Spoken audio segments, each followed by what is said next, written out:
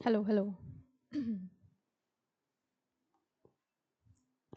Hello commerce graduate, welcome back to the channel guys. और आज इस वीडियो में हम डिसाइड करने वाले हैं, not decide, we are going to cover yes unit 4 of organisational behaviour BBA BCom. और ये हमारी लास्ट यूनिट है। इससे पहले वाली यूनिट्स मैंने डिस्कस कर ली थी, नहीं देखी है तो प्लीज़ चैनल की प्लेलिस्ट में जाके चेकआउट कर लेना। और एक मिनट में अपना पेन ले लूँ, मैं भूल गई हूँ, इसीलिए वो डिसाइड वाला आ गया था क्योंकि I got nervous.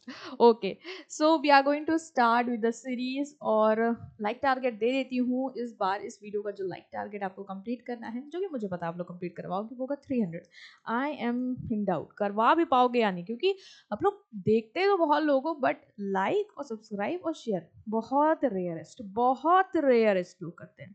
So I want कि मेरे स्टूडेंट्स, मुझे पता नहीं करने वाले, मुझे तो बिल्कुल भी निराश हताश जो भी कह लो, तो 300 तो वो आराम से करवाएंगे, इवन सब्सक्राइब भी कर देंगे और अपने फ्रेंड से भी करवाएंगे। ठीक है, तो ये काम आपने करना है, क्योंकि मैंने अपना काम कर दिया है। आपके यूनिट 4 जो लास्ट यूनिट है ऑर्गेनाइजेशनल बिहेवियर की, वो मैं लेके आई हूँ। तो मेरा एंड से मेरा टारगेट कंप्लीट, अब आप अपने एंड से अपने टारगेट्स कंप्लीट कर लेना। राइट, सो स्टार्ट करते हैं वेरी इंटरेस्टिंग यूनिट के साथ ऑर्गेनाइजेशनल बिहेवियर की। जो वो ये समझने की कोशिश करेंगे इस यूनिट पे हम, कि एक ऑर्गेनाइजेशन में जब कोई चेंज आता है तो लोग क्यों रेसिस्ट करते हैं, उस चेंज को कैसे हम मैनेज कर सकते हैं। देन हम कुछ रीसेंट एडवांसेस वाला भी आपके सिलेबस में है, वो भी थोड़ा बहुत देख लेंगे कि क्या होता है, पावर क्या है, पॉलिटिक्स क्या है ऑर्गेनाइजेशन में, उससे कैसे लोगों के बिहेवियर पे हम असर डालते हैं। यही सब है इस यूनिट में। ठीक है, तो स्टार्ट कर रहे हैं रेसिस्टेंट टू चेंज। इससे क्वेश्चन आता है आपके एग्जाम में कि रेसिस्टेंस टू चेंज क्या होता है, इसकी मीनिंग बताइए। रेसिस्टेंस मतलब बेटा क्या होता है? रेसिस्टेंस मतलब जब आप किसी चीज को रेसिस्ट करते हो, मतलब कहते हो नहीं नहीं नहीं नहीं, जैसे आपको पढ़ने के टाइम होता है नहीं नहीं नहीं नहीं, बट एग्जाम्स है, पढ़ना पड़ेगा। ठीक है, तो रेसिस्टेंस वही है, रेसिस्टेंस टू चेंज। चेंज मतलब बदलाव। एक एम्प्लॉय क्या करता है जब कोई ऑर्गेनाइजेशन में चेंज आता है, लाइक पॉलिसी बदल गई या नए नए सिस्टम्स आ रहे हैं, तो क्या कहता है, नहीं प्लीज मत लाइए। ठीक, वो रेसिस्ट करने की कोशिश करता है, वही होता है रेसिस्टेंस टू चेंज। उसका बिहेवियर क्या है? रेसिस्टेंस वाला है। बट अगर चेंज नहीं आएगा तो ऑर्गेनाइजेशन आगे अच्छे से ग्रो कैसे कर पाएगी? क्योंकि टेक्नोलॉजी अपडेट करनी पड़ेगी हमें ना। जैसे देखो टेक्नोलॉजी अपडेट हुई है, तो वही होता है रेसिस्टेंस टू चेंज, जब आप उस चेंज को मना करते हो। तो resistance to change mean refusal और अनविलिंगनेस ऑफ एम्प्लॉयज और organisation to accept new ideas. जब वो कहीं नए आइडिया को एक्सेप्ट करने से मना करते हैं, नहीं, या फिर प्रोसेस कुछ नया लाना हमें मना कर देते हैं, सिस्टम हम कुछ नया लाना चाहते हैं उसके लिए मना करने लग जाते हैं कि नहीं, अगर आप ये करेंगे तो हम हड़ताल करेंगे, ये नहीं होना चाहिए। लेकिन चेंज हमें पता है ऑर्गेनाइजेशन में आएगा तो हमारे बेनिफिट के लिए, बट उनको नहीं समझ में आ रहा। अभी उनको लग रहा है कि जॉब में चली जाए, या हम आराम से इसी सिस्टम में कंफर्टेबल हो गए थे, अभी क्यों नया लाना है, हमें क्यों परेशान करना है। तो वो एक एटीट्यूड आ जाता है। ठीक है, तो ये क्या है? ये बैरियर है। बैरियर और opposition that arise when changes are introduce because people feel uncertainty. Barrier है, रुकावट जो आती है कब? जब आप कोई चेंज लाते हो, क्योंकि लोगों को लग रहा होता है कि मुझे डर है, अनकंफर्टेबल हो जाऊंगा नई सिचुएशन के साथ, तो वो कंफर्ट जोन के बाहर नहीं आना चाहते, इसलिए वो मना कर रहे होते हैं। ठीक, जैसे जब कंपनी कुछ नई टेक्नोलॉजी लाती है, रूल्स लाती है, तो एम्प्लॉयज कहते हैं नहीं, वो पुश बैक करते हैं, क्योंकि वो नहीं चाहते कि वो अपने कंफर्ट जोन को छोड़े। और आप भी अभी तक अपने कंफर्ट जोन में थे, एंजॉय कर रहे थे, पार्टी कर रहे थे, और जैसे एग्जाम्स आए तो आपको क्या हुआ? कंफर्ट जोन को छोड़ना पड़ गया। बट आप रेसिस्ट तो कर नहीं सकते हो, क्योंकि आपको तो पेपर देना ही देना है। बट जो लोग के पास ऑप्शंस होता है ना, वो रेसिस्ट करते हैं। ठीक, नेक्स्ट इज ओबी का एग्जांपल। कंपनी नया सॉफ्टवेयर इंस्टॉल करना चाह रही है, लेकिन जो पुराने ओल्डर एम्प्लॉय हैं वो कह रहे हैं नहीं, हम ओल्ड सिस्टम के साथ कंफर्टेबल हो गए थे, 20 साल इस सिस्टम के साथ गुजार दिए, अब आप एक नया सिस्टम लाना चाह रहे हो। तो वो क्या कर रहे हैं? रिफ्यूज कर रहे हैं उसको। उसे हम कहते हैं रेसिस्टेंस टू चेंज। ठीक, रीजन क्या है क्यों लोग रेसिस्ट करते हैं? रीजन आ जाता है, मीनिंग रीजन आ जाता है। क्यों रीजन, क्यों मना कर रहे हैं?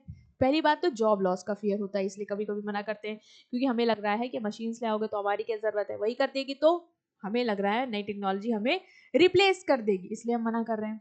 दूसरा, लैक ऑफ अंडरस्टैंडिंग, हम समझ ही नहीं पा रहे हैं। ठीक है, अंडरस्टैंडिंग ही नहीं, हमें समझ ही नहीं आ रहा है कि चेंज जरूरी है, हमें समझ नहीं आ रहा है, इसलिए हम मना कर रहे हैं। ठीक है, हैबिट एंड कंफर्ट जोन, हमें आदत हो गई है उसी सिस्टम में, अब हम अपने कंफर्ट जोन को नहीं छोड़ना चाह रहे, इसलिए हम मना कर सकते हैं। फियर ऑफ फेलियर, हमें डर है कि हम कहीं ना चला पाए मशीन, फिर क्या होगा हमारा, ठीक है। तो people resist because they are afraid they won't be able to handle the new system, उनको लगता है कि हम नया सिस्टम नहीं हैंडल कर पाएंगे, हम फेल हो जाएंगे, तो उसलिए वो रेसिस्ट करते हैं कि कहीं फेल हो गए तो। दूसरा, इकोनॉमिक इनसिक्योरिटी, इकोनॉमिक इनसिक्योरिटी मतलब उनको लगता है कि इस चेंज से उनकी इनकम पे असर आ सकता है, उनके इंसेंटिव्स पे असर आ सकता है, उनके बेनिफिट पे, क्योंकि मशीन ले आओगे तो हो सकता है आप उनकी इनकम घटा दो, आप कहो कि अभी तो आपको उतना काम नहीं करना है, अभी तो मशीन आपकी हेल्प कर रही है, तो फिर क्यों तपे करेंगे, अभी हो सकता है ना, तो इसलिए भी हम मना करते हैं। Next is threat to power and authority, हमें डर है कहीं हमारी पावर ना चली जाए, हमारी अथॉरिटी ना चली जाए, इसलिए हम मना करते हैं। Manager and supervisor may resist because they feel if they feel it reduce their control, जैसे मान लो कोई चेंज आया, जो नए यंगर है वो तो चलो अडॉप्ट कर ले जाएंगे क्योंकि they are more technology friendly, but जो ओल्ड एम्प्लॉयज है उनको लग रहा है यार अभी तक तो हम अथॉरिटी में थे इसी वजह से, क्योंकि वो चीज़ हमें बहुत अच्छी आती थी ओल्ड सिस्टम की, अब ये लोग तो हो सकता है सीख जाए और हम ना सीख पाए तो हमारी पावर चली जाएगी, तो उसलिए भी वो मना करते हैं। Next is organisation culture, strong tradition rigid policy and resistance to experimentation create opposition, आपका ऑर्गेनाइजेशन का कल्चर ही ऐसा है कि लोग जो चला आ रहा है उसी पे ही चले जा रहे हैं, कुछ नया नहीं करना चाह रहे, कुछ नया सोचना नहीं चाह रहे, एक्सपेरिमेंट नहीं करना, आपकी पॉलिसी इतनी रिजिड है कि कुछ नया आप ला ही नहीं रहे हो, क्योंकि आपको डर है कि कहीं हमारी जो परंपरा है वो ना टूट जाए, तो फिर ऑफ कोर्स चेंज रेसिस्ट होंगे ही होंगे। Lack of trust in management, employees को ट्रस्ट नहीं है मैनेजमेंट, उनको लगता है मैनेजमेंट अपने बारे में हमेशा सोचता है, तो कुछ ला रहा है तो अपने बारे में सोच रहा है और हमें पागल बना रहा है, वो चेंज ला देगा और हमें हटा सकता है, तो हमें मैनेजमेंट पे नहीं भरोसा, हमें लग रहा है वो सिर्फ अपने बेनिफिट के बारे में सोच रहा है, उसके बेस्ट इंटरेस्ट के बारे में सोच रहा है, हमारे बारे में नहीं सोच रहा है, तो भी हम रेसिस्ट करते हैं कि नहीं आप चेंज मत लाइए, ठीक है। नेक्स्ट आता है कि चलो ठीक है, अभी लोग रेसिस्ट कर रहे हैं ऑर्गेनाइजेशन में, अब एज अ मैनेजर कैसे आप हैंडल करोगे सिचुएशन को, मान लो आप नया सिस्टम लाना चाहते हो, आपको पता है बेनिफिशियल है, बट आपके एम्प्लॉय रेसिस्ट कर रहे हैं, अब आप बताओ एज अ मैनेजर वो कैसे लाओगे चेंज, कैसे ओवरकम करोगे उस रेसिस्टेंस को, तो देखो उसके भी सोल्यूशन है। पहला है इफेक्टिव कम्युनिकेशन, अगर आपके साथ भी कोई किसी चीज के लिए रेसिस्ट करता है ना, तो आप पहले उससे बात करो, ठीक है, अच्छे से उसको समझाओ कि इसकी जरूरत क्यों है, क्यों करना है ऐसा, हो सकता है फिर वो मान जाए और रेसिस्ट ना करे, तो अच्छा तरीका क्या है, इफेक्टिव कम्युनिकेशन, एक्सप्लेन करो क्लियरली कि क्यों चेंज जरूरी है, क्या बेनिफिट होगा इससे, और कैसे वो एम्प्लॉयज को भी अफेक्ट करेगा, उनके लिए भी उससे कुछ बेनिफिट होगा, वो एक्सप्लेन करो। जब लोगों को अच्छे से समझाते हैं ना, ये आवाज़ें चली जा रही है, जब लोगों को अच्छे से समझाते हैं ना तो वो समझ जाते हैं, ठीक। Next is involvement and participation, participate कराओ उनको, मतलब involve employee in planning and decision making, जब डिसीजन ले रहे हो कुछ चेंज करना है तो उनको भी बैठाओ साथ में, उनसे भी डिस्कस करो, जब वो डिसीजन मेकिंग में पार्टिसिपेट करेंगे तो वो रेसिस्ट ही नहीं करेंगे, क्योंकि उन्होंने भी तो कहा था कि ये ऐसे ऐसे होना चाहिए, आप क्यों रेसिस्ट कर रहे हैं, तो वो रेसिस्ट नहीं करेंगे बल्कि सपोर्ट करेंगे कि चेंज आ जाए, ठीक। Next is training and education, उनको एजुकेशन दो, उनको ट्रेनिंग दो, मतलब अगर एम्प्लॉयज को लगता है कि वो सिस्टम नहीं हैंडल कर पाएंगे, उनको बोलो हम आपको ट्रेनिंग देंगे, जब तक आप ट्रेन नहीं हो जाओगे तब तक आपको सिखाएंगे, तो आपको उसकी चिंता नहीं करनी है, तो वो चेंजेस को रेसिस्ट नहीं करेंगे। Next is support and counselling, counselling करो उनकी, बैठो समझो क्यों रेसिस्ट कर रहे हैं, क्या रीजन है, कैसे हम उसको सॉल्व कर सकते हैं, ठीक। मॉरल और इमोशनल सपोर्ट दो, अगर उनको डर है कि उनकी जॉब चली जाएगी तो वो समझाओ बैठा के ऐसा नहीं है सर, ऐसा नहीं होगा, हम उनको इमोशनली सपोर्ट करेंगे, ठीक है। जैसे एचआर काउंसलिंग सेशन करेगा स्टाफ को जो उनको लग रहा है कि उनकी जॉब चली जाएगी, ठीक है, अगर कुछ नया आया, कोई नई चीज सिस्टम आ गया, तो हम उनको काउंसिल करेंगे, उनको सपोर्ट करेंगे। Next is incentive and reward, उनको रिवॉर्ड से अट्रैक्ट करो, लाइक अगर हम ये चेंज अडॉप्ट करते हैं तो मैं अपनी एम्प्लॉयज की सैलरी से परसेंट से इंक्रीज करूंगी, उनको इतना कमीशन दूंगी, ठीक है, तो उससे वो मोटिवेट हो जाएंगे। Negotiation and compromise, offer benefit and adjust to reduce opposition, opposition हो रही है तो एक बेस पे आओ जो उनको भी एक्सेप्टेबल हो, आपको भी एक्सेप्टेबल हो, ठीक है, कि आप ये करिए हम आपको ये करके देंगे, तो हम बैलेंस अप्रोच के साथ भी उनको बना सकते हैं।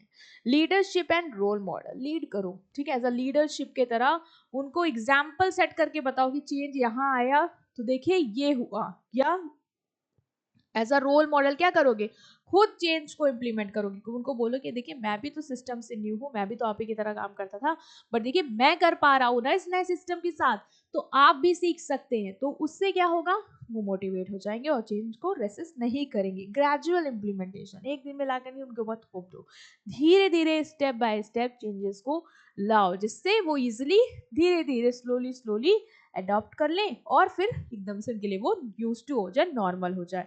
लाइक एक दिन में नहीं कहते कि इसी सिस्टम में काम करना, बस बोला आधा आधा घंटा बस इसमें काम करना है, बाकी आप नॉर्मल करिए, फिर धीरे धीरे 1 घंटा 2 घंटा 3 घंटा एंड देन कंप्लीट शिफ्ट करा देंगे। ठीक है, तो इस तरीके से आप चेंजेस को रेसिस्ट होने से ओवरकम कर सकते हो। अच्छा था टॉपिक, ये क्यों रेसिस्ट कर रहे हैं, क्या रीजन है और कैसे उसको ओवरकम कर सकते हैं। ठीक है, तो एज अ मैनेजर आपको पता होना चाहिए कि आपके ऑर्गेनाइजेशन में लोग ऐसा बिहेव करेंगे कि वो चेंजेस को रेसिस्ट करेंगे, और देन आपको उसे कैसे ओवरकम करना है और क्या रीजंस है, ये हमने कवर किया। नेक्स्ट आता है management of change. Management of change मतलब कि जो चेंज ला रहे हो उसकी कैसे प्रॉपर प्लानिंग करनी है, उसके लिए चीजें ऑर्गेनाइज करनी है, उसको इम्प्लीमेंट करना है, उसको कंट्रोल करना है कि जैसा चाहा था वैसा ही हो रहा है, नहीं हो रहा है तो फिर क्या करेंगे। तो ये जो पूरा मैनेजमेंट है चेंजेस का, ठीक है, उस चेंज जो लाए हो उसको पूरा मैनेज करना, management of change. So management of change is the process of planning, implementing and monitoring the changes in an organization in a structured way to reduce resistance and achieve success।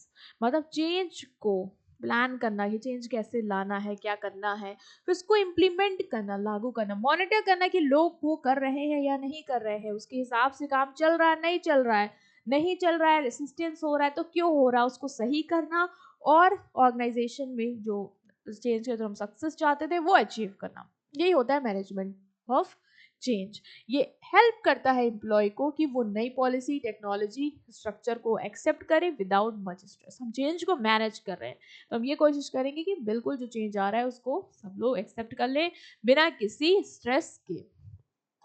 Okay, next is steps क्या है change को manage करने में। सबसे पहले हमें ये समझना है कि चेंज चाहिए क्यों, आइडेंटिफाई करो कि चेंज चाहिए ही क्यों, understand why change is required. A company shift online sale, क्यों, due to e commerce growth. Change इसलिए चाहिए क्योंकि ई कॉमर्स ग्रोथ हो रही है, इसलिए मुझे भी ऑनलाइन सेल करना है, क्योंकि आजकल लोग ऑनलाइन ही खरीद रहे हैं। ठीक है, तो नीड क्यों है चेंज की, क्योंकि हमें ये करना है। तो पहले तो नीड समझो कि चेंज लाना, क्योंकि जब तुमको पता होगा ना नीड क्या है तभी तुम दूसरों को समझा पाओगे, अदरवाइज तो तुम ब्लैंक हो जाओगे। ठीक है, तो नीड फॉर चेंज आइडेंटिफाई करो। दूसरा, प्रिपेयर करो चेंज के लिए, मतलब कम्युनिकेट करो। अब जो तुमको पता है ना रीजन क्या है, लोगों को बताओ कि रीजन ये है, एम्प्लॉयज को बताओ जिससे उनको फियर ना हो। लाइक हम उनको प्रिपेयर कर सकते हैं ट्रेनिंग सेशन देके, जिससे वो नए सॉफ्टवेयर लॉन्च हो उससे पहले वो यूज टू हो जाए। तो उनको हम प्रिपेयर करेंगे, उनसे कम्युनिकेट करेंगे रीज़न कि क्यों चेंज ला रहे हैं, और आपको ट्रेनिंग कैसे देंगे, आपको तैयार कैसे करेंगे उस चेंज के लिए जिससे वो रेसिस्ट ना करें, तो उनको प्रिपेयर करेंगे। ठीक है, दूसरा, डेवलप अ प्लान। एक प्लान बनाओ, स्ट्रैटेजी बनाओ, टाइमलाइन डिसाइड करो, रिसोर्स क्या यूज करोगे, स्टेप बाय स्टेप प्लान बनाओ। जैसे आपको कुछ ऑटोमेटिक प्रोसेस लाना है तो स्टेप बाय स्टेप प्लान बनाओ कि कैसे हम उसको लाएंगे, किस समय तक आपको उसको सीखना है, क्या क्या रिसोर्सेज हम प्रोवाइड करेंगे उसको सिखाने के लिए, वो सब हम प्लान करेंगे। फिर जब चेंज आ गया तो उसको इम्प्लीमेंट करो। प्लानिंग वगैरह कर लिया आपने, अब इम्प्लीमेंट करिए। मीन्स जो सिस्टम है, स्ट्रक्चर, पॉलिसी जो भी आपने चेंज किया उसको एक्शन में ले आओ। फिर मॉनिटर करो और सपोर्ट करो, देखो क्या चेंज लोग फॉलो कर रहे हैं, उसी नए चेंज के साथ काम कर रहे हैं, नहीं कर रहे हैं तो उनको सपोर्ट करो, प्रॉब्लम्स क्या आ रही है उनको हैंडल करो। ठीक है, नेक्स्ट इज रीफोर्स एंड स्टेबलाइज, मतलब इनकरेज करो एम्प्लॉयज को कि वो कंटिन्यूअसली उसके साथ आप फॉलो करते रहे। ठीक है, चेंज नहीं करना है, उसी सिस्टम के साथ फॉलो करें जो चेंज के साथ आया है, और अगर वो अडॉप्ट कर रहे हैं अच्छे से काम करें, उनको रिवॉर्ड देना और चेंज को परमानेंट बना देना, मतलब अब इस नए सिस्टम के साथ ही काम होगा। तो सबसे पहले आइडेंटिफाई करेंगे चेंज क्यों चाहिए, फिर हम प्रिपेयर करेंगे लोगों को मेंटली और उनको बताएंगे कि हम चेंज ला रहे हैं, तो कम्युनिकेट करेंगे रीजन और उनको कहेंगे ट्रेनिंग सेशन देंगे, हम आपको ट्रेन करेंगे। ठीक है, उसके बाद प्लान बनाएंगे कि कैसे कैसे ट्रेनिंग देनी है, किस समय तक कंप्लीट हो जाना चाहिए। ठीक है, सब कुछ प्लान बना लेंगे, फिर हम चेंज को इम्प्लीमेंट कर देंगे। फिर मॉनिटर करते रहेंगे प्लान के अकॉर्डिंग, चीजें जा रही है नहीं जा रही है, मॉनिटर करेंगे। ठीक है, उसके बाद हम उनको अगर कोई दिक्कत आई तो सपोर्ट भी करेंगे, और ये इंश्योर करेंगे कि जो चेंज है वो अब स्टेबलाइज हो जाए, वो अब वैसे ही चले, और जो लोग उसको फॉलो करें उनको रीइंफोर्समेंट देंगे, उनको रिवॉर्ड्स देंगे, ताकि वो उसको कंटिन्यू करते रहें। ठीक है, तो ये था आपका मैनेजमेंट ऑफ चेंज। टॉपिक आएगा अगर तो आप इसमें लिख पाओगे कि क्या होता है और कैसे करते हैं। ठीक है, मैनेजमेंट ऑफ चेंज क्यों ज़रूरी है? ताकि चेंज आ जाए ऑर्गेनाइजेशन में, नए टेक्नोलॉजी आएगी, ऑर्गेनाइजेशन की ग्रोथ होगी, एम्प्लॉयज़ को नए कल्चर के साथ इंट्रोड्यूस करना, उनकी ग्रोथ पे फोकस करना, तो ये सब चेंजेस लाने के रीज़न हो सकते हैं। ठीक है, नेक्स्ट आता है कि ऑर्गेनाइजेशनल इफेक्टिवनेस क्या होती है। What is organizational effectiveness? Organizational effectiveness कि ऑर्गेनाइजेशन क्या रहे, मेरी इफेक्टिव रहे। कब मेरी ऑर्गेनाइजेशन इफेक्टिव होगी? जब वो अपने गोल्स को प्रॉपरली अचीव कर लेगी। ठीक है, तो organisational effectiveness means how well an organisation achieve its goal, कितनी अच्छी तरीके से ऑर्गेनाइजेशन अपने गोल को अचीव करती है। गोल कैसे अचीव करेगी? जब अपने रिसोर्सेज का प्रॉपर यूटिलाइजेशन करेगी, चाहे वो एम्प्लॉयज़ हो, मतलब एम्प्लॉयज़ को अच्छे से यूटिलाइज करेगी। ऐसा नहीं कि यूटिलाइज करना मतलब कि उनको छोड़ देना, बिल्कुल अपना काम करना नहीं, उनको सेटिस्फाइड मोटिवेट करते हुए अपना काम कराना। रिसोर्स चाहे पैसा, उसको सही से यूज करना। रिसोर्स चाहे रॉ मटेरियल, उसको बिना वेस्टेज को के यूज करना। जब आप इस तरीके से चीजें करते हो तो हम कहेंगे कि आपकी ऑर्गेनाइजेशन इफेक्टिवली काम कर रही है, मतलब अपने गोल्स को अचीव कर रही है प्रॉपर यूटिलाइजेशन ऑफ रिसोर्सेज के साथ। ठीक, अपनी जो स्टेक होल्डर है उनकी नीड्स को क्या करना, सेटिस्फाई करना। स्टेक होल्डर तुम्हारे कौन है? जिनका तुम्हारे बिजनेस में interest, like employees, customer, owner and society, सब इंटरेस्टेड है आपके बिजनेस में। कस्टमर को आपको गुड्स चाहिए, इन्वेस्टर को आप में पैसा लगा, तो जानना भाई तुम सही कर रहे हो नहीं कर रहे हो, अच्छे से चला रहे हो नहीं चला रहे हो बिजनेस। ठीक, गवर्नमेंट को भी इंटरेस्ट है, उसको टैक्स चाहिए तो भी जानेगा कि हाँ सही चल रहा है नहीं चल रहा है, सही चला तो कमा रहे होगे अच्छा खासा तो पे करो मैं। ठीक है, तो ये सब लोग इंटरेस्ट है। तो ऑर्गेनाइजेशनल इफेक्टिवनेस मतलब कि कितनी अच्छे तरीके से ऑर्गेनाइजेशन अपने गोल्स को अचीव कर रही है। कैसे? बाय मेकिंग प्रॉपर यूटिलाइजेशन और efficient utilisation of the resources, right, and satisfying the need of stakeholder. जब सब चीज़ अच्छे से करोगे, रिसोर्स को एफिशिएंटली यूज करोगे, गोल्स को अच्छे से अचीव कर लोगे, तो ऑफकोर्स जो तुम्हारे स्टेक होल्डर होंगे, चाहे वो तुम्हारे एम्प्लॉयज हो, कस्टमर हो, इन्वेस्टर हो, सब खुश रहेंगे। ठीक, तो it is not just about profit. Organisational effectiveness में ये नहीं कि बस तुम्हें प्रॉफिट अच्छा कमा लिया, नहीं। ऑर्गेनाइजेशनल इफेक्टिवनेस मतलब सिर्फ फाइनेंशियल रिसोर्स का प्रॉपर यूटिलाइजेशन नहीं, बल्कि ह्यूमन रिसोर्स का भी प्रॉपर यूटिलाइजेशन करना है। ठीक है, मतलब कि अपने एम्प्लॉयज को भी सेटिस्फाइड करना है, अपने कस्टमर को भी सेटिस्फाइड करना है। कस्टमर आपका ह्यूमन रिसोर्स नहीं बल्कि आपका एक एक्सटर्नल एसेट मान लो। इनोवेशन करना है एंड सोशल रिस्पॉन्सिबिलिटी भी आप कैसे पूरी कर रहे हो, लाइक सोसाइटी के लिए कुछ कर रहे हैं या नहीं कर रहे हैं। उससे तो रिसोर्स ले रहे हैं, एम्प्लॉयज ले रहे हैं, बट उनके लिए आप क्या कर रहे हैं? तो ये सारी चीजें भी आपकी ऑर्गेनाइजेशनल इफेक्टिवनेस में आएगी। प्रॉफिट कमा रहे हैं बट लोगों के साथ धोखा कर रहे हैं, एम्प्लॉयज को चीट कर रहे हैं, उनको उनको क्या कहते हैं, उसको मेंटली डिस्टर्ब कर रहे हैं, उनको पुअर वर्किंग कंडीशन दे रहे हैं, ठीक है, उनका एक्सप्लॉइटेशन कर रहे हैं, तो क्या आपकी ऑर्गेनाइजेशन इफेक्टिव है? आप अच्छे से गोल कर रहे हैं पूरे? नहीं कर रहे हैं। तो मतलब सिर्फ प्रॉफिट से रिलेशन नहीं है, बल्कि इन सारी चीजों से भी रिलेशन है। ठीक है, ओके, क्लियर हो गया। नेक्स्ट इज इम्पोर्टेंस क्या है, क्यों ऑर्गेनाइजेशनल इफेक्टिवनेस जरूरी है, क्यों हम अच्छे तरीके से रिसोर्स का यूटिलाइजेशन करें, अच्छे से गोल अचीव करें, एम्प्लॉयज को सेटिस्फाइड रखें। क्यों अच्छे से करना है? क्योंकि हम गोल अचीव कर पाएंगे जब ऑर्गेनाइजेशन अच्छे से काम करेगी, तो हम अपने गोल पूरे कर पाएंगे। मतलब ऑर्गेनाइजेशन अपने जो भी ऑब्जेक्टिव है जो उसने प्लान किए थे कि हमें अचीव करने हैं, वो अचीव कर लेगी। रिसोर्सेज का एफिशिएंट यूज कर पाएगी, मतलब कम वेस्टेज के साथ अपना money, time and man power को यूटिलाइज करेगी, प्रॉपरली यूटिलाइज करेगी, क्योंकि हम इफेक्टिवली काम कर रहे हैं। तो मेरे जो भी रिसोर्सेज है, मेरा फोकस रहेगा कि उन्हें वेस्ट किए बिना अच्छे से क्या करूं, यूटिलाइज करूं। अगर मैं ये कर रही हूं तभी मेरी ऑर्गेनाइजेशन क्या है, इफेक्टिव है। नेक्स्ट इज मेरे एम्प्लॉय सेटिस्फाइड करना, मतलब ऑर्गेनाइजेशन इफेक्टिवनेस हमें हेल्प करती है कि हम एम्प्लॉयज को मोटिवेट करें और टर्नओवर रिड्यूस करें, कि वो छोड़ छोड़ के ना जाएं, वो रुके, क्योंकि वो सेटिस्फाइड है। तो अगर वो सेटिस्फाइड तो हम ऑर्गेनाइजेशनल इफेक्टिवनेस के साथ काम कर रहे हैं। कस्टमर सेटिस्फाइड करना मतलब ऑर्गेनाइजेशन अच्छे से काम करे, इसका मतलब जो भी हमारे कस्टमर है वो सेटिस्फाइड रहेंगे, उनको हम अच्छी क्वालिटी सर्विस देंगे। ठीक है, एडॉप्टेबिलिटी टू चेंजेस, जो भी चेंज आ रहे हैं वो आराम से अडॉप्ट हो जाएंगे ऑर्गेनाइजेशन में, क्योंकि ऑर्गेनाइजेशन इफेक्टिव तभी होगी जब आपके यहाँ जो भी चेंज आ रहे हैं वो लोग एक्सेप्ट कर रहे हैं, उसको रेसिस्ट नहीं कर रहे, तभी वो अच्छे से काम करके अपने गोल्स को अचीव कर पा रही है। इनोवेशन एंड ग्रोथ इनकरेज करता है ऑर्गेनाइजेशन इफेक्टिवनेस, कि आपकी ग्रोथ हो, आप कुछ नया कर रहो, लॉन्ग टर्म ग्रोथ कर पाओ, क्रिएटिव रहो। जब क्रिएटिव रहोगे, नई नई चीजें लाओगे मार्केट, तभी तो लॉन्ग टर्म सस्टेन कर पाओगे, ना पुरानी चीजों के साथ आउटडेट हो जाओगे, फेंक दिए जाओगे बाहर। तो हमें अपडेट करना है। सोशल रिस्पॉन्सिबिलिटी मीन्स हेल्प करता है ऑर्गेनाइजेशन को कि वो सोसाइटी को पॉजिटिवली कंट्रीब्यूट करे, जिससे हम रिसोर्स ले रहे हैं, वाटर ले रहे हैं, एम्प्लॉयज ले रहे हैं, जिसको हम सर्व कर रहे हैं उसको हमें सेटिस्फाइड करना है। तो इसमें भी आपकी ऑर्गेनाइजेशनल इफेक्टिवनेस हेल्प करती है। मतलब जो ऑर्गेनाइजेशन इफेक्टिव रहेगी, अच्छे से अपने काम करेगी, गोल्स को अचीव करेगी, तो ये सारी चीजें हमें अचीव हो पाएंगी। ठीक, ओके। तो okay, next is approaches to measure organisational effectiveness. इससे क्वेश्चन आ सकता है कि कौन कौन सी अप्रोचेस हैं जो आपको हेल्प करती हैं कि आप ये पता लगा पाओ कि आपकी ऑर्गेनाइजेशन कितनी इफेक्टिव है, मींस ऑर्गेनाइजेशन के गोल कितने अच्छे तरीके से आप अचीव कर पा रहे हो। तो वो कौन कौन सी अप्रोचेस है? पहला है गोल अप्रोच। गोल अप्रोच क्या करती है? गोल अप्रोच फोकस करती है कि how well organisation achieve it stated goal and objective. कितनी अच्छी तरीके से आपने जो गोल सेट किए थे, ऑब्जेक्टिव सेट किए थे, उनको कितनी अच्छी तरीके से आप क्या करते हो, अचीव करते हो। अगर आप अच्छे तरीके से कर लेते हो तो मतलब आपकी ऑर्गेनाइजेशन इफेक्टिव है। ठीक है, तो गोल अप्रोच कहती है कि कितनी अच्छी तरीके से ऑर्गेनाइजेशन अपने स्टेटेड गोल्स और ऑब्जेक्टिव को अचीव करती है, इसका मतलब ऑर्गेनाइजेशन इफेक्टिव है अगर अच्छे से कर ले रही है। लाइक कंपनी का टारगेट था 20% सेल्स की ग्रोथ और उसने उसको अचीव कर लिया, इसका मतलब ऑर्गेनाइजेशन इफेक्टिव है। अलग अलग अप्रोच जो है ना, वो अलग अलग तरीके से बताती है कि ऑर्गेनाइजेशन कब इफेक्टिव होगी। तो goal approach as a name says कि गोल अगर अचीव कर लिया तो आप इफेक्टिव हैं। दूसरी है सिस्टम अप्रोच। सिस्टम अप्रोच क्या कहती है?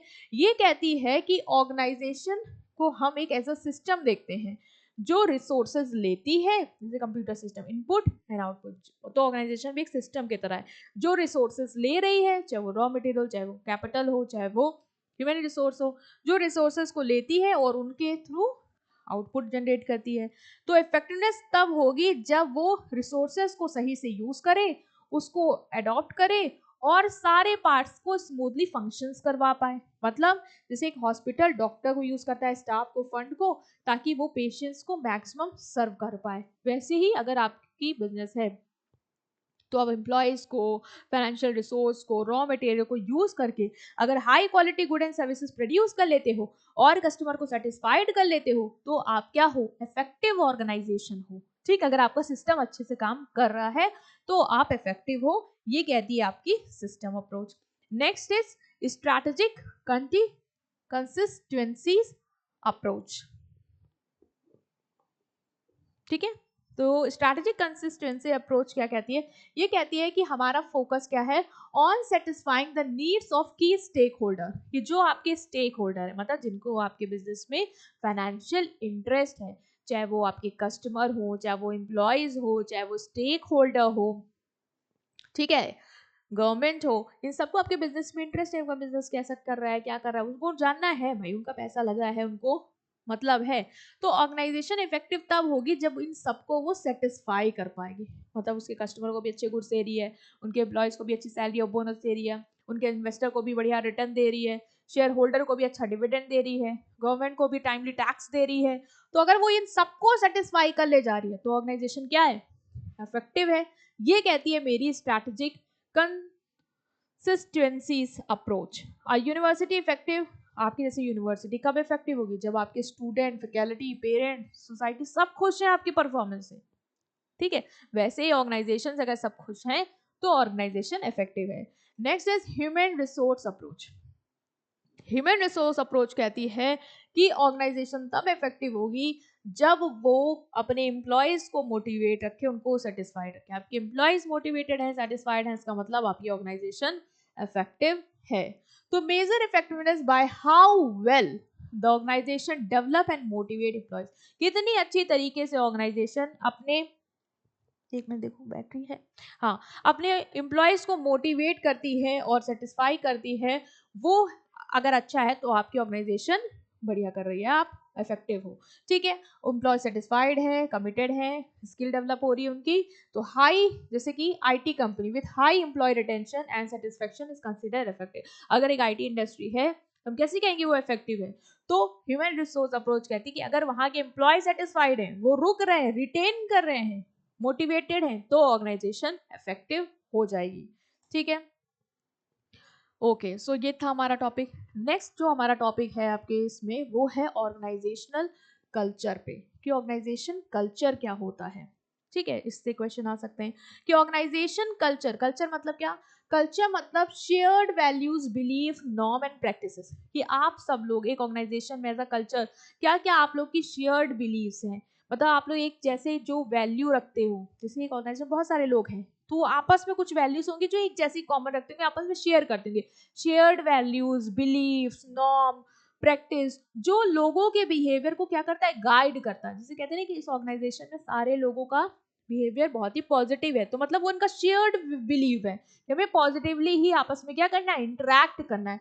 तो जो ऑर्गेनाइजेशन का कल्चर होगा, वो उसके क्या वैल्यूज है, इस ऑर्गेनाइजेशन की क्या प्रैक्टिसेस हैं, क्या नॉर्म्स हैं, क्या वैल्यू को लेके चलते हैं, किस चीज में बिलीव करते हैं, like we believe in unity. तो हमारे ऑर्गेनाइजेशन में, आपके कल्चर में आपको वो यूनिटी सब जगह दिख रही होगी। तो वो क्या है ऑर्गेनाइजेशन का कल्चर, मतलब वहां के सारे लोग जो वैल्यूज, बिलीव, नॉर्म, प्रैक्टिस को फॉलो करते हैं, जो उनके बिहेवियर में आपको दिखेगा, वो होगा उस ऑर्गेनाइजेशन का culture. The way we do things here, जब आप कहीं नई ऑर्गेनाइजेशन में जाते हो ना, तो वहाँ का कल्चर समझते हो कि यहाँ के लोग किस चीज में बिलीव करते हैं, कि टीम वर्क में करते हैं, कि अपने अपने में ही फोकस करते हैं, फिर आप वैसे ही वहां पे खुद भी ढलोगे, ठीक। तो कल्चर इन्फ्लुएंस करता है कि how employee interact, make decision and solve problem and treat each other. तो ऑर्गेनाइजेशन का कल्चर कैसा होगा, वैसे ही वहाँ के लोगों का बिहेवियर होगा। अगर कल्चर टीम वर्क वाला है, कोऑपरेटिव है, तो एम्प्लॉय का बिहेवियर भी आपको कोऑपरेटिव, टीम वर्क वाला, लोगों से इंटरैक्ट करना, प्रॉब्लम को सॉल्व करना, वैसा दिखेगा, ठीक। जैसे गूगल में इनोवेटिव और ओपन कल्चर है, तो एम्प्लॉयज को आप वहां जाओगे तो देखोगे सब कुछ ना कुछ एक्सपेरिमेंट करते हुए, नए आइडियाज के साथ शेयर करते हुए दिख जाएंगे आपको, क्योंकि वो कल्चर है, वही वैल्यू बिलीव है उस जगह का, ठीक। फीचर्स क्या है आपके? फीचर्स है आपका शेयर्ड वैल्यू एंड बिलीफ, कि वहां पे सब लोग की कॉमन वैल्यूज एंड बिलीफ होती है, जो वो सब लोग आपस में शेयर करते हैं, like team work, honesty and all. Norms of behaviour, उनका बिहेवियर उसी के हिसाब से होगा। तो जो कल्चर होता है वो अनरिटन रूल सेट कर देता है कि कैसे चीजें होनी चाहिए, जैसे कल्चर होगा वैसे ही चीजें आपको वहां देखने को मिल जाएंगी। तो रूल्स लिखे नहीं है कि ऐसे ऐसे बिहेव करना है, बट वहां का कल्चर है, वो वैल्यूज बिलीव ही है लोगों की वहां पे, तो आपको पता चल जाएगा कि वहां पे कैसे आपको बिहेव करना है, और उसी कल्चर के हिसाब से, जो कि अनरिटन रूल है, आपको वहां पे चीजें करती हुई मिल जाएंगी। whether employee call manager by first name or as a sir ma'am, वो कल्चर होगा। जब आप जाओगे ऑर्गेनाइजेशन, अगर वहां सब लोग सर मैम करके बुला रहे, आप समझ जाओगे यहाँ पे ऐसे बुलाना, फर्स्ट नेम से बुला रहे तो आप समझ जाओगे यहाँ का कल्चर ऐसा है, हमें भी ऐसे ही इंटरेक्ट करना है। तो वहां लिखा नहीं होगा आपको ऐसे बोलना है, बट कैसे लोग कर रहे हैं, how things should be done, उससे ही आपको समझ में आ जाएगा कि वहां पे कैसी चीजें हैं। स्टेबिलिटी एंड कंसिस्टेंसी, जब कल्चर होता है, एक जैसी वैल्यू बिलीव होगी, तो आपको एक स्टेबिलिटी देखने को मिलेगी, सबके में वही चीज देखने को मिलेगी, कंसिस्टेंसी रहेगी, ठीक। Employ know what kind of behaviour expected and what is not, making the workplace predictable. आपको पता चल जाएगा क्या चीज यहाँ पे एक्सेप्टेबल है, क्या नहीं, उसी हिसाब से आप काम करते हुए नजर आओगे कंसिस्टेंसी के साथ। इनोवेशन एंड रिस्क टेकिंग, मतलब some culture encourage creativity and experimentation while other discourage routine और risk and prefer safe and routine work. अब ये तो है कि किसी कल्चर में बहुत ही है कि रिस्क लेना है, ये करना है, वो करना है, और कहीं कहीं है कि नहीं, हमें नहीं करना है, ठीक है, हमें सेफ ही चलना है, हमें इतना रिस्क और ये सब नहीं लेना है, इनोवेशन नहीं करना है। तो कल्चर जैसा हो जिसका होगा, वैसे ही आपको इनोवेशन और रिस्क देखने को मिलेगा। पीपल ओरिएंटेड है, कल्चर शो करता है कि कैसे, how much importance the organisation gives to employ. जैसा जहाँ का कल्चर होगा वैसे आपको समझ में आ जाएगा कि वो अपने एम्प्लॉयज को कैसे इंपॉर्टेंस देते हैं, कितना वो उसको कंसीडर करते हैं, क्या वो उनके बारे में सोचते हैं, नहीं सोच रहे हैं, ये सब आपको कल्चर बताएगा ऑर्गेनाइजेशन का। टीम ओरिएंटेशन, कुछ कल्चर टीम वर्क में फोकस करती है, कुछ इंडिविजुअल अचीवमेंट पे ज़्यादा फोकस करती है। तो आपको कल्चर के थ्रू ऑर्गेनाइजेशन के पता चल जाएगा कि वो टीम ओरिएंटेशन उनका कितना है, किस लेवल का है, कितना टीम पे फोकस करते हैं और नहीं। मैं बार बार माइक देख रही हूँ, कहीं बैटरी चली गई तो फिर मेरा कंटेंट ना वॉइस ही नहीं आएगी आपको। Next is power in organisation. Organisation में पावर होती है ना लोगों के पास, कहते हैं ये जो है सर इनके पास पावर है, इतने बहुत टॉप लेवल पे बैठे हुए हैं, इनके पास पावर है, ये डिसीजन ले सकते हैं। तो पावर क्या होती है?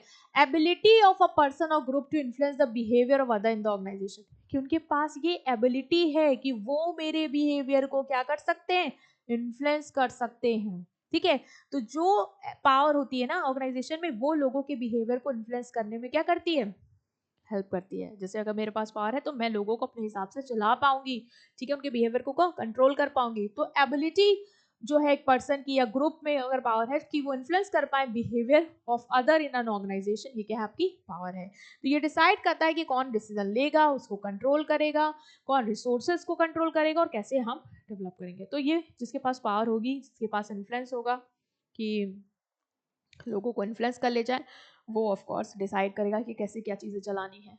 तो पावर ऑर्गेनाइजेशन में आती कैसे है? पहला या तो लेजिटिमेट पावर होगी, मतलब आप एक ऐसी पोजीशन में हो, अथॉरिटी में हो कि लोग आपको फॉलो कर रहे हैं क्योंकि उनको लग रहा है कि आपके पास वो राइट है कि आप ऑर्डर दे सकते हैं। जैसे आपका बॉस, आपको पता है वो बॉस है, वो ऑर्डर देगा इसलिए मुझे फॉलो करना है, तो मैं क्यों उसको फॉलो कर रहा हूँ, वो क्यों मेरे बिहेवियर को इन्फ्लुएंस कर रहा है? बिकॉज वो पावर में है, ठीक है, because of the position. Reward power, जैसे कि अगर किसी के पास एबिलिटी है कि वो रिवॉर्ड देता है, like salary hikes, promotion, bonus, तो एम्प्लॉयज उसको फॉलो करेंगे। क्यों? क्योंकि उनको पता है कि उन्हें रिवॉर्ड चाहिए, तो उन्हें उसके बिहेवियर के अकॉर्डिंग अपने आप को, उसके ऑर्डर के अकॉर्डिंग अपने बिहेवियर को वोट करना है, इन्फ्लुएंस करना है। कोर्सिव पावर क्या होती है? Based on the ability to punish and penalise employ. अगर कोई है पर्सन जिसके पास पावर है कि वो हमें पेनलाइज कर सकता है, हमें पेनाल्टी लगा सकता है, हमें पनिशमेंट दे सकता है, तो हम उस डर से उसको फॉलो कर रहे होंगे, नॉट बिकॉज कि वो पोजीशन में है या रिवॉर्ड दे रहा है या क्या, पनिशमेंट ना मिल जाए इसलिए हम फॉलो कर रहे हैं। एक्सपर्ट पावर क्या होती है? Comes from knowledge, skill and expertise that other depend on. ये क्या आ रही है? एक पर्सन जिसके पास नॉलेज इतनी अच्छी है, स्किल है उसके पास, इसलिए हम उसकी बातों को फॉलो कर रहे हैं, इसलिए वो हमारे बिहेवियर को इन्फ्लुएंस कर पा रहा है, क्योंकि हम उसको ट्रस्ट करते हैं कि वो जो है पर्सन, उसके अंदर बहुत सारी क्षमताएं हैं, उसके साथ हमें चल लेंगे तो हमारा फायदा है, तो इसलिए हम उसको क्या करें, फॉलो करें। तो इन पावर की वजह से आप सामने वाले पर्सन को इन्फ्लुएंस कर सकते हो, या तो पोजीशन में हो, या तो पेनाल्टी लगाने की अथॉरिटी आपको मिल रखी है, या तो रिवॉर्ड देने की आपके पास अथॉरिटी है, या आपकी नॉलेज इसके लिए इतनी अच्छी है कि लोग आपको उस लिए फॉलो कर रहे हैं। ठीक है, तो ये हो गई पावर। और जानना जरूरी है ओबी में, ताकि आप समझ पाओ कि ऑर्गेनाइजेशन में अगर कोई पर्सन किसी के बिहेवियर को इन्फ्लुएंस कर रहा है तो लोग क्यों इन्फ्लुएंस हो रहे हैं, क्या उसके पास कोई पावर है, और है तो किस तरीके की है। ठीक है, डिफरेंट पावर होती है, मतलब based on personal charm, respect. आपका चार्म ऐसा है कि लोग आपको रिस्पेक्ट कर रहे हैं क्योंकि आपको एडमायर करते हैं लोग, उनको, वो चाहते हैं कि वो आपके जैसे बने, इसलिए वो आपको फॉलो कर रहे हैं, आपके से इन्फ्लुएंस हो रहे हैं। आजकल सोशल मीडिया इन्फ्लुएंसर से लोग इसीलिए तो इन्फ्लुएंस होते हैं, उनके पास यही पावर है, डिफरेंट पावर, क्योंकि हम चाहते हैं हम उनके जैसे बने। ठीक, but I don't want. Okay, next is organisational politics. Organisational politics क्या है? आपने देखी होगी जिनके पास ऑर्गेनाइजेशन पावर होती है ना, वो कभी कभी इस पावर का मिसयूज करते हैं अपने फायदे के लिए, वही होती है पॉलिटिक्स। जब आप पॉलिटिक्स के थ्रू अपने पावर को मिसयूज करते हो अपने फायदे के लिए, वो होती है politics. So organisational politics refers to the activities that are not part of the formal rule but are used by individual or group to gain advantage, influence decision और protect their interest। मतलब informal use करते हो जब power का, आपको organisation कुछ बोला नहीं गया कि इस तरीके से आपको ये चीजें करनी है, अपनी पावर का यूज करना है, नहीं, आपको ये चीजें नहीं बताएंगे, बट अपनी पावर का मिसयूज करते हो ताकि अपना फायदा कर पाओ, अपने हिसाब से लोगों को बोलो कि इस डिसीजन में हाँ बोलो, ठीक है, वरना मैं तुम्हें पेनलाइज कर दूंगा। तो जब मैं गलत तरीके से अपनी पावर का यूज करती हूँ, इसका मतलब वो क्या कर रही हूँ, मैं पॉलिटिक्स खेल रही हूँ अपनी ऑर्गेनाइजेशन में। और आप देखते हो, सुनते हो सबसे कि ऑर्गेनाइजेशन में पॉलिटिक्स बहुत होती है, वो बॉस अपने पावर का यूज करके हमेशा अपने डिसीजन में हमको मनवा लेते हैं, तो क्या है, पॉलिटिक्स है। अपनी जो पावर है उसका क्या कर रहा है, इनफॉर्मल यूज कर रहा है, जो रूल्स में नहीं लिखा है, रूल्स में नहीं लिखा है कि आपको इस तरीके से काम करना है, करवाना है, बट आप उसको यूज कर रहे हो ताकि आपको एडवांटेज मिल जाए, आप अपना डिसीजन लोगों से मनवा ले जाओ, तो वो होता है पॉलिटिक्स। पहली बात तो इनफॉर्मल है नेचर में, कहीं लिखा नहीं है ऑर्गेनाइजेशन में। Polity do not follow any official rule और हायरार्की, रूल वूल में कुछ नहीं लिखा है कि आपको इस तरीके से करना है, बट आप कर रहे हो क्योंकि आप अपना बेनिफिट चाहते हो, किसी से पर्सनल कांटेक्ट करके, अलायंस बना के, जैसे मैंने सबको मना लिया कि आप सब लोग मेरे साथ दो, और अगर मैं लीडर के रूप में आता हूँ तो मैं आप सबको रिवॉर्ड दूंगा, तो मैंने सबको इन्फ्लुएंस कर लिया, ठीक है, पर्सनल कॉन्टैक्ट्स अलायंस बनवा ली, ताकि मैं अपनी पावर को एक्सरसाइज करके यूज करके अपना फायदा कर पाऊं। तो इनफॉर्मल है, रूल्स वगैरह में नहीं लिखा है कि आपको ऐसे करना है, ठीक है। पावर पॉलिटिक्स जो है वो कोई रूल वूल नहीं फॉलो करती है, वो लोगों के साथ अलायंस बना के, कॉन्टैक्ट बना के अपनी बात मनवाती है।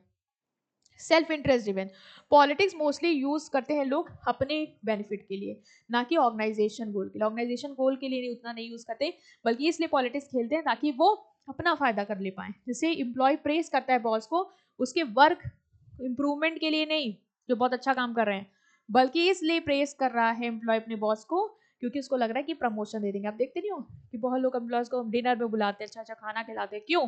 क्योंकि वो पॉलिटिक्स है एक तरीके से। रूल्स में नहीं लिखा ऑर्गेनाइजेशन कि आपको बुला के उन्हें खाना खिलाना, नहीं, आप कर रहे हो क्यों? क्योंकि आपको प्रमोशन मिल जाएगा। एग्जिस्ट एवरीवेयर, हर जगह आपको पॉलिटिक्स दिखेगी, हर ऑर्गेनाइजेशन में, चाहे वो बिजनेस की हो, गवर्नमेंट की हो, एजुकेशन सेक्टर की हो। कितने देखते हो लोगों को पॉलिटिक्स खेल के अपने सब्सक्राइबर और ये सब बढ़वा देते हैं, देखते हो ना, कभी कभी सुने होंगे केसेस आते हैं। तो हर जगह पॉलिटिक्स चलती है, लोग अपना इमोशनल वीडियो डाल के लोगों को इन्फ्लुएंस करके चीज़ों को करवाते हैं, ठीक है। नेक्स्ट इज पॉजिटिव भी होती है, नेगेटिव भी होती है। कभी कभी लोग सिर्फ अपना नहीं, सबका फायदा देखने के लिए, कॉन्फ्लिक्ट रिजॉल्व करने के लिए नेटवर्क बिल्ड करते हैं कि सबके साथ आएंगे तो हम लोग स्टैंड लेंगे तो ये जो लड़ाई हो रही है वो बंद हो जाएगी। तो कभी पॉजिटिव भी होगी, कभी नेगेटिव भी होगी, कि हम अपना फायदा देखने के लिए, फेवर करने के लिए खुद को, या लोगों के डिसीजन को मैनिपुलेट करने के लिए, इससे मेरा फायदा हो जाए इसलिए मैं पॉलिटिक्स कर रही हूँ।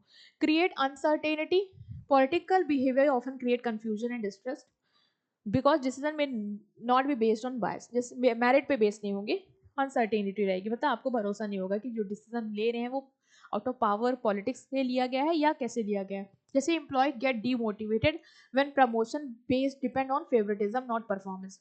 कभी कभी देखा होगा आपने, आप अच्छा परफॉर्म करते फिर भी आपको प्रमोशन नहीं मिलता, बट कोई और है जिसने कोई कांटेक्ट में है, उसका घर के रिलेशन में लगता है, तो वो उसको दे देते हैं प्रमोशन, तो आप डीमोटिवेट हो जाते हो। अनसर्टेनिटी रहती है आपके मतलब कंफ्यूजन रहती है कि कहीं ऐसा ना हो कि पॉलिटिकल बिहेवियर की वजह से चीज़ें ऐसी हो जाएं, वो पर्सन अपनी पावर का यूज़ करके अपने ही लोगों को प्रमोशन दे दे।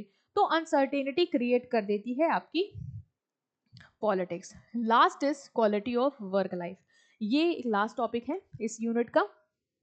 देखो हाँ हो जाएगा।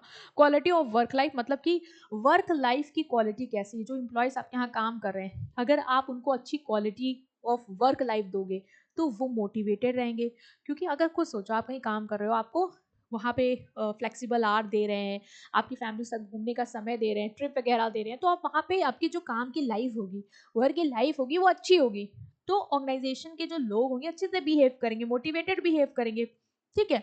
तो quality of work life refers to the overall satisfaction, well being and balance employ experience, कि अपने एम्प्लॉयज को जब एक्सपीरियंस दे रहे हो अपने वर्क प्लेस में, वो सेटिस्फेक्शन के लेवल का होना चाहिए, उनका ख्याल रखना है, उनको वर्क लाइफ बैलेंस करवा पाना, कि वो जॉब को भी अच्छे से मैनेज कर लें, इन्वायरमेंट में भी अच्छे से काम कर पाएं, और अपनी पर्सनल ग्रोथ को भी ध्यान में रख पाए। ऐसा नहीं कि बस मैं उनसे अपना काम करा रही हूँ, अपना प्रॉफिट बना रही हूँ, और उनकी लाइफ में कोई भी मेरा कंट्रीब्यूशन नहीं है। वो चीज़ मेरा एम नहीं होना चाहिए। मुझे उनको हैप्पी रखना है, सेफ रखना है, मोटिवेटेड रखना है, जब वो ऑर्गेनाइजेशन में काम करें, मतलब जो उनकी वर्क लाइफ है मुझे उसको क्वालिटी बनाना है, उसको अच्छा बनाना है, जिससे वो मोटिवेटेड रहे, सेटिस्फाइड रहे, और ऑर्गेनाइजेशन में अपना बेस्ट देते हुए काम कर पाए। फीचर्स क्या है? क्वालिटी ऑफ वर्क लाइफ एक अच्छा इन्वायरमेंट क्रिएट करता है, सेफ और हेल्दी इन्वायरमेंट, मतलब एम्प्लॉय ऐसे काम करें, ऐसी कंडीशन में काम करें जहाँ पे उनको कोई हेल्थ का खतरा ना हो, कोई एक्सीडेंट वगैरह का खतरा ना हो, स्ट्रेस ना हो। तो ये क्वालिटी ऑफ वर्क लाइफ कहता है कि आपको ऐसा वर्क इन्वायरमेंट देना है, उनको वर्क लाइफ बैलेंस देना है, कि वो अपने प्रोफेशनल और पर्सनल लाइफ को बैलेंस कर पाए, फ्लेक्सिबल आवर, अपने फ्रेंड्स के साथ घूम पाए, अपनी फैमिली के साथ घूम पाए, तभी तो हो पाएगा अच्छे से, वो खुश रहेंगे। हमें फेयर कंपनसेशन देना है, क्वालिटी है ना वर्क लाइफ की, तो कंपनसेशन भी अच्छा देंगे, फेयर वेजेस देंगे, बेनिफिट्स देंगे, ठीक है। फेयर पे शो करता है कि ऑर्गेनाइजेशन वैल्यू करता है एफर्ट्स के, जितना वो कर रहा है उतना आप करो पे, है ना, तभी तो वो खुश रहेगा। नेक्स्ट इज जॉब सिक्योरिटी देंगे, एम्प्लॉय को डर नहीं होना चाहिए कि उसकी जॉब चली जाएगी, उसको कंफर्टेबल फील कराएंगे, उसको मोटिवेट करेंगे कि आप काम करो अच्छे से, आपकी जॉब स्टेबल है। ठीक, अगर उसको डर रहेगा तो कहाँ अच्छा परफॉर्म कर पाएगा। तो क्वालिटी अच्छी करनी है उसकी वर्क लाइफ की, तो हमें उसको स्टेबिलिटी देनी होगी। ग्रोथ की अपॉर्चुनिटीज देंगे, कुछ प्रोग्राम वगैरह कंडक्ट कराएंगे, ट्रेनिंग वगैरह, ठीक है, स्किल डेवलप करवाएंगे, उसकी प्रमोशन देंगे उसको। Participation decision, quality of work life तभी अच्छी होगी जब उसको हम डिसीजन मेकिंग में पार्टिसिपेट कराएंगे, उसको लगेगा कि मेरे भी पॉइंट्स को वैलिड रखा जा रहा है डिसीजन में, मुझे भी कंसीडर किया जा रहा है कि मैं भी कुछ अच्छा कर सकता हूँ, ठीक है, मैं भी वैल्यूबल हूँ, उससे वो कमिटेड हो जाएगा। रिस्पेक्ट एंड रिकॉग्नाइजेशन, उसको रिस्पेक्ट देंगे, कुछ अच्छा अचीव करता है तो उसको हम प्रमोट करेंगे, उसके एफर्ट्स की अप्रिशिएशन करेंगे, ठीक है, तो वो अच्छे से काम कर पाएगा। अब कुछ रीसेंट एडवांसेस आए हैं ओबी में, लास्ट है रीसेंट एडवांसेस, मतलब कुछ नए नए चेंजेस आए हैं ऑर्गेनाइजेशनल बिहेवियर में, ठीक है। ओबी मीन्स मॉडर्न डेवलपमेंट, नए आइडियाज और अपडेटेड प्रैक्टिसेस जो ऑर्गेनाइजेशन अब यूज कर रही हैं ताकि वो लोगों के बिहेवियर को स्टडी कर पाए और मैनेज कर पाए। तो रीसेंट एडवांसेस मतलब कौन कौन से चीजें आई हैं, अपडेट्स आए हैं टेक्नोलॉजी में, चेंजेस या कुछ नई चीजें जो आप यूज कर रहे हैं ऑर्गेनाइजेशन के लोगों को, एम्प्लॉयज को, ह्यूमन के बिहेवियर को और अच्छे से समझने के लिए। तो वो है, पहला है इमोशनल इंटेलिजेंस। इमोशनल इंटेलिजेंस मतलब अर्लियर सिर्फ हम आईक्यू पे फोकस करते थे और उसकी ही वैल्यू करते थे, ठीक है, बट अब मैनेजर जो है वो इमोशनल स्किल्स पे फोकस कर रही है कि एक एम्प्लॉय का सेल्फ कंट्रोल कैसा है, उसकी एम्पैथी कैसी, वो लोगों के बारे में कैसे सोच पाता है, वो रिलेशन कैसे बिल्ड कर पाता है। जैसे a manager who understand employees emotion handles conflict better. तो इमोशनल इंटेलिजेंस को दोहराना, अब एम्प्लॉय को समझने के लिए मैनेजर को सिर्फ आईक्यू ही की इंफॉर्मेशन होनी जरूरी नहीं है, उसको ये भी समझना होगा कि एम्प्लॉय कैसे मेरे बिहेव करते हैं, उनका इमोशनल स्टेबिलिटी कैसे है, वो लोगों को कितनी उनकी प्रॉब्लम को समझ पाते हैं, अपनी प्रॉब्लम समझ के कैसे वो रिलेशन बिल्ड करते हैं। मतलब एक इमोशनल इंटेलिजेंस वाली चीज भी अब आपको सीखनी पड़ रही है एज अ मैनेजर, ताकि आप ऑर्गेनाइजेशन में लोगों के बिहेवियर को अच्छे से समझ पाओ। Next is positive organisational behaviour. Earlier पहले फोकस क्या करता था एम्प्लॉय, ऑन प्रॉब्लम्स, जैसे कि एब्सेंटिज्म, स्ट्रेस है, कॉन्फ्लिक्ट है, तो क्यों कर रहे हैं हम वो जानने की कोशिश करते थे।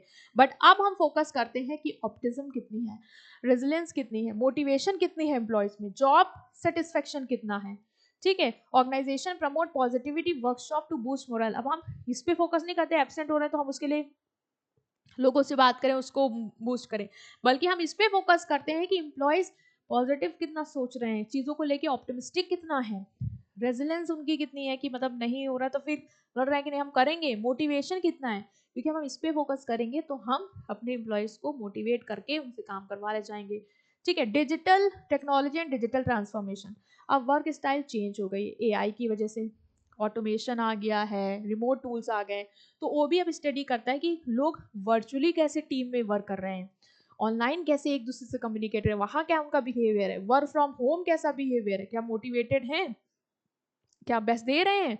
तो अब एज अ मैनेजर आपको ये बिहेवियर समझना है due to technology transformation. Ethical behaviour and CSR, organisation अब फॉलो करती है एथिक्स और सोशली रिस्पॉन्सिबल है ऑर्गेनाइजेशन। पहले इतना नहीं सोचते सोसाइटी के बारे में, बट ऑर्गेनाइजेशन अब सोसाइटी के बारे में सोच रही है कि हमें एथिकली काम करना है, ये सोच रही है। तो अब ओबी एम्प्लॉय के बिहेवियर को लिंक करता है सस्टेनेबिलिटी और फेयरनेस के साथ। क्या एम्प्लॉय सस्टेनेबल है, क्या एम्प्लॉय फेयरनेस के साथ काम कर रहे हैं, क्या सोसाइटी के बारे में भी कंट्रीब्यूशन करना चाहते हैं, क्या वो सोच रहे हैं। तो अब एज अ मैनेजर मुझे इस हिसाब से उनका बिहेवियर देखना है। Work life balance and quality of work life, पहले इतना नहीं था, लेकिन अब स्ट्रेस, बर्नआउट, इन सब के बारे में भी एज अ मैनेजर सोचता है कि कहीं मेरे एम्प्लॉयज़ का बिहेवियर स्ट्रेस की वजह से तो खराब नहीं जा रहा, उसकी मेंटल हेल्थ तो नहीं खराब है, ठीक है, तो हम फ्लेक्सिबल टाइमिंग दें। क्रॉस कल्चरल मैनेजमेंट, अब हम क्रॉस कल्चर में काम करते हैं। क्रॉस कल्चर में मतलब अलग अलग कल्चर वाले लोग एक साथ काम कर रहे हैं because of globalisation, because of technology and all. तो एज अ मैनेजर हमें भी जो अपनी लीडरशिप है या कम्युनिकेशन स्टाइल है वो अलग अलग कल्चर के हिसाब से ढालनी होगी। मुझे समझना होगा कि अलग अलग कल्चर में लोग किस तरीके से काम करते हैं, वहाँ पे कैसे कम्युनिकेट करते हैं, वहाँ पे उनका क्या चीज़ है जो बिहेवियर को मोल्ड करता है, वो मुझे समझना होगा अब, तभी मैं उनको मैनेज कर पाऊंगी। Like US employ prefer direct communication, लेकिन एशियन फॉर्मल करते हैं। तो मुझे समझना अगर यूएस का क्लाइंट है मुझे से कैसे बात करनी है। तो एज अ मैनेजर इस सब चीज़ों की वजह से अब मुझे भी अपने आप को अपडेट करना होगा, तभी मैं लोगों का बिहेवियर मैनेज कर पाऊंगी। तो मैंने समझा कि मुझे एज अ मैनेजर अब इमोशनल इंटेलिजेंस चाहिए लोगों के बिहेवियर को समझने के लिए। पॉजिटिव ऑर्गेनाइजेशनल बिहेवियर पे फोकस करना है मुझे। टेक्नोलॉजी और डिजिटल ट्रांसफॉर्मेशन जो हुए उस पर ध्यान देना है। एथिकल बिहेवियर हो रहा है उस पर देखना है। Employees work life balance maintain कर पा रहे नहीं कर पा रहे उसकी वजह से उनका कैसा बिहेवियर वो फोकस करना है। और क्रॉस कल्चरल मैनेजमेंट पे ध्यान देना है। अलग अलग कल्चर के लोगों के साथ इंटरेक्ट कर रहे हैं तो उनको समझना है, उनके बिहेवियर को समझने मुझे कम्युनिकेशन स्टाइल लीडरशिप स्टाइल देखनी होगी। ठीक है, तो ये था आपकी यूनिट और यहाँ पे ओबी का हो गया सिलेबस एकदम आपका खत्म। सो स्टिल कोई भी डाउट रहे आपके तो प्लीज आप उसको कमेंट सेक्शन में पूछेंगे, वीडियो को लाइक करेंगे, चैनल को सब्सक्राइब कर दीजिएगा। ठीक है, अपने फ्रेंड के साथ प्लीज शेयर करिएगा। Thank you.